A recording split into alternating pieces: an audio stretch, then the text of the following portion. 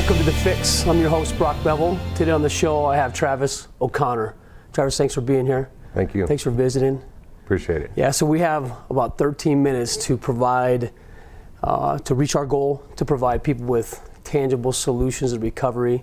I know that you're a local here. Yes, sir. How long you lived in the show, though? Born and raised. Born and raised. Yeah, grew up and down the valley, but back and forth between the two. I know a little bit of your history, but our audience does not know your history. Can you just give us a childhood, kind of a small complex? Small complex. Yeah. Grew up down the valley in South Phoenix and Mesa area, on the rougher side. Grew up rough, fighting, drugging, drinking, the whole 9 yards. So what age did you experience active addiction? Started drinking when I was about 13, 14 years old. Okay. Didn't start getting into drugs until later on in life. I know your history. You had some family members that were in active addiction as a youth. Yes, yeah. There was always pot in my house, always, which I never saw an issue with. I never saw anything hard in the house, but around the neighborhood and with friends and stuff like that, there was always drugs. So it was kind of a slower process. When did you realize you were first kind of hooked, or that addiction was starting to set in? Probably about 17 when I started getting into trouble and looking at prison time, is when I started realizing that the drugs were a way of life for me. Do you remember the first time you used? Yeah, it was, I started doing meth when I was about 15 years old. So 15 years old. Did you ever try to get sober on your own? I did. Did it work? Did not work. There was a lot of people around me that just, I stayed around these friends a lot, thinking that everything was going to be all right, and it never turned out all right. So you tried it alone. What was the longest stint of sobriety did you have when you tried to do it alone? The longest stint was just my times in prison. Okay. You know, and then I'd get out of prison and I'd do parole and any kind of paper, and then when I got off of paper, it was on. I was back in it. Okay.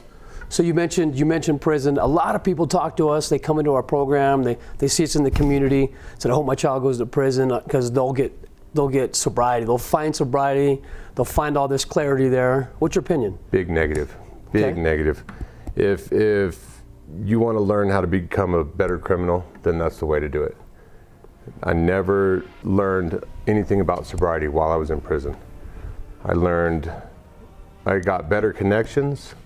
I learned to be a little bit tougher, and I got to meet some strong people, but we were all in for crimes. So when you left, you still had these similar connections?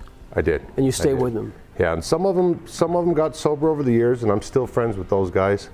We got out of the crime syndicate, if you will. Stopped doing drugs, hard drugs.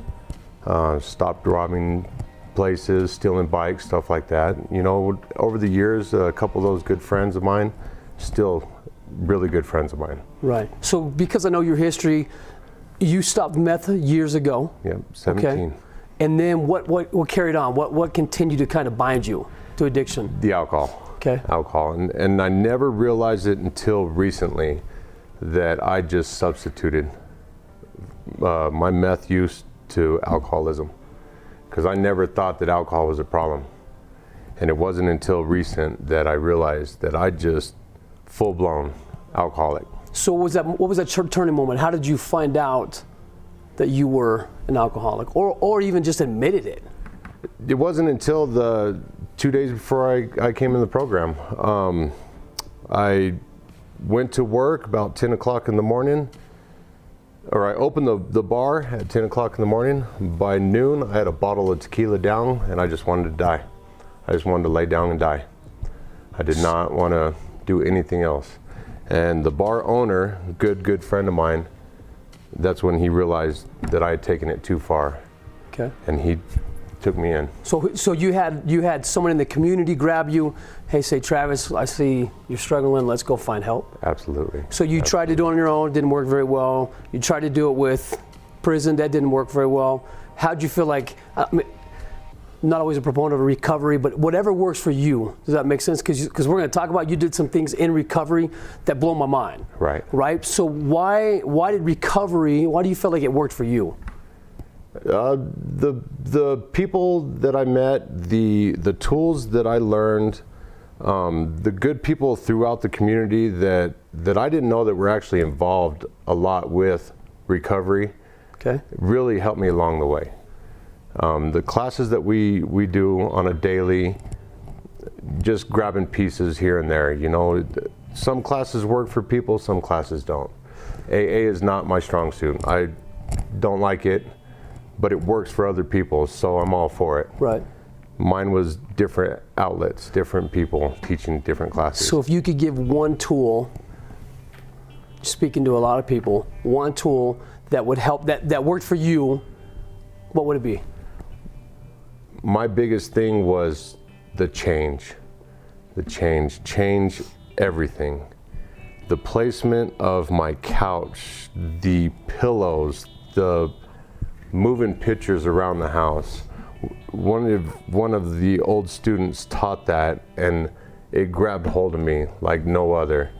And I went into my house and changed everything. Even And your pillowcases. It erased so many memories, or just changed the memories and changed the thought pattern, the whole 9 yards. Okay, so I kind of mentioned that you've done some things in recovery that I wasn't a fan of. We hear in recovery, we hear in just addiction itself that you have to change specific elements of your life to progress. One of them is your people, your places, and your things. Right. Okay, so that's what we teach. So what we actually are proponents of, and especially for me, is I just had to get away from everything. Well, you did just the opposite. That drove me crazy. And when you told me about it, I was like, this guy's nuts. Like I don't know how it works, because I'd never seen anybody else really recover from it. We've had people mention it, but let me give you a background a little bit. If I'm scared of the pool, I got to get in the water to overcome that fear. Right. If I'm scared of heights, which we take our guys rappelling, Right. they got to overcome it. But you took it to a whole nother level. Yes, sir. So can you share with the audience what you did? And I want to preface it. This does not work for everybody. It does not work for everybody. But it worked for you, and which I'm really impressed with. One of the key things that I learned while in recovery was nobody lies to you better than yourself. And so that first weekend where I was able to go out on my own and kind of get out there, I wanted to know if I'm just lying to myself. I wanted to know, am I capable? And so I went right back to my addiction. I went right into the bar and I faced my demon head on, because I realized that every Circle K, every Shell station, beverage house, everything on this mountain is places that I've bought my alcohol, and I'm gonna be in them stores. So am I gonna be capable of maintaining a normal life and not buy alcohol? So let's back up. So, because you kind of brushed over it, and I need to make sure that we understand that. You worked at a local bar. Yes, sir. The weekend that you were able to leave, you went back to the bar, but you did some specific, you protected yourself, you did you used some tools to make sure that you stayed sober and aware. Can you share with us what you did? So my number one thing was I was honest to everybody around me. Every person that I'm going to make contact with, I told them that I was an alcoholic and that these are my triggers and this is what I'm going to do and this is how you pull me out of it. Like, I was honest to every family or every person that I consider family. And they knew to keep an eye on me while I did this. So you put the responsibility on them as well. Yes. Okay. Yes, because we learned in recovery, you need that accountability buddy. You need proper people in your life. The ones that keep saying, "Hey, Trav, let me buy you a shot. Let me buy you a shot." Those guys, I don't need them. Just go away. Don't need them in my life. Right. The one guy that comes up and says, "Hey, Trav, let me buy you a shot." No, Brett. No, I'm a alcoholic. I don't drink no more. The guy that goes, "Oh man, I'm sorry," and he backs off. That's the guy I want around me. So we talk a lot about team.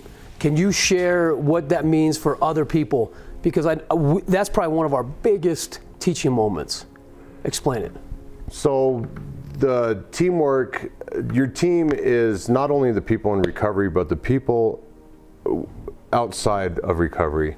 The bar owner, Evan, he is one of my biggest team members. Even though he owns a bar and he's watched me go through all this, I tell that man everything.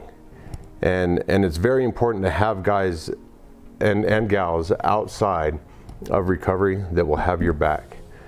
Because if I look over at the head bartender and I tell her, hey, I'm triggering, she's quick to get on it and get me out of the situation. So explain what a trigger is. We brush kind of by that, but what's a trigger? A trigger is just a thought. Just if I smell tequila, I want to drink. If I look at whiskey, I have these flashbacks of doing a shot of whiskey or something like that. And what's great nowadays is I can smell that and I kill that right then and there. It took me a while to get to that point, and I work on it on a daily basis. It's something that I'm going to be working on for the rest of my life. So you get the trigger, and then you said you killed it. I kill it. So what does that mean, you killed it? I kill it. So we learned that a trigger, if left untouched, will sooner or later turn into a thought and then turn into a craving.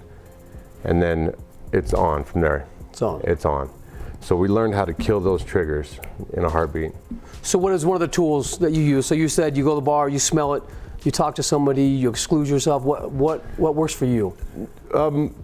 Nowadays, well, when I first got out of recovery, I had this method, the 5-4-3-2-1 method that we learned. Yeah. It's a really good tool that I use on a daily, and we get to the 5 things we see and I start giggling because I start remembering what we did in class. Right. Right. And so I've never even, the picture. I've never even made it to 4 because I start giggling and I move. Because that trigger lasts 15 seconds. 15 seconds. And so all we're trying to do is divide our attention to pull it away from that trigger. Yes. Those thoughts, and then it's over with. Excellent. So with the sake of time, number one, I appreciate you. I appreciate you for showing me different ways. First of all, in recovery, right. We do get it set in our own ways. But I want to end with one question from the community. Now that you're out of recovery, you're experiencing many sober days. How has your sobriety changed the atmosphere of your home? Oh, it's beautiful.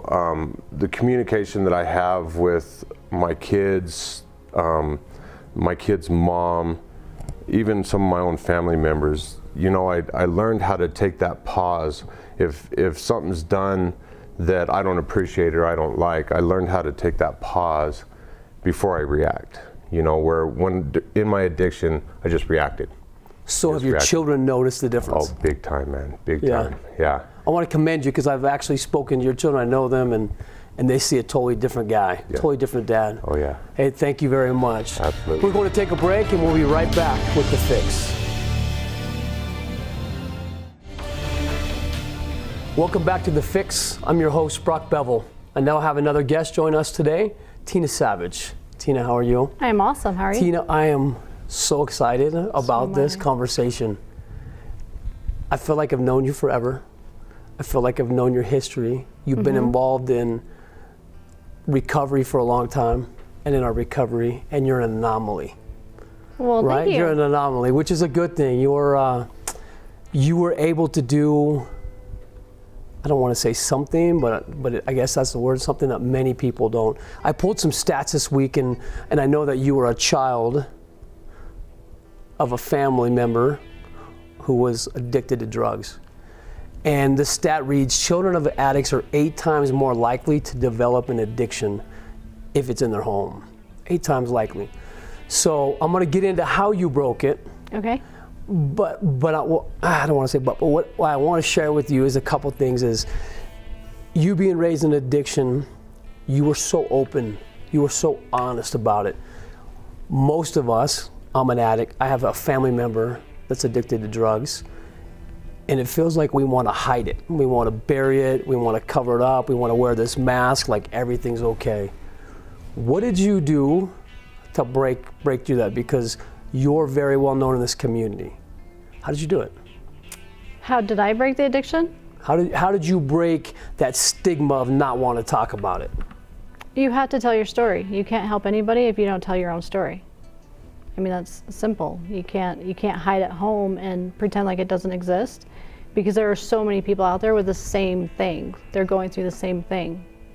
Did you hide your story for a long time? I did, until 4 years ago when I came and talked to Blue Vase.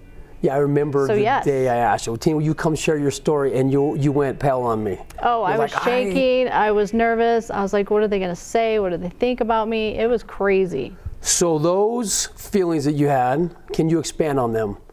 So, I mean, a little bit. By the age of 6, I had already seen what drug abuse was, alcoholism, domestic violence. I was abandoned by my mother, sexually assaulted by her boyfriend, like you name it. I went through it all before I was 6 years old. I grew up around it. Then I was raised by my grandmother. And then I don't know how I broke that cycle. I just didn't want to do it. Like I grew up just playing sports was my outlet. You know, my brother and sister both struggled with drugs, and I was just one of those girls that, like, I tried to smoke at 15 and thought I was going to die. Yeah. And I thought, if this is what drugs and alcohol is about, I don't want anything to do with it. So I just hung out with the right people, and I played sports. I think that's what broke the cycle. I just didn't want that struggle. So 1 out of 3 came out of your home without addiction. Yes. Your brother was affected by addiction. He was. He overdosed. He almost. Correct. Yes. Overdosed.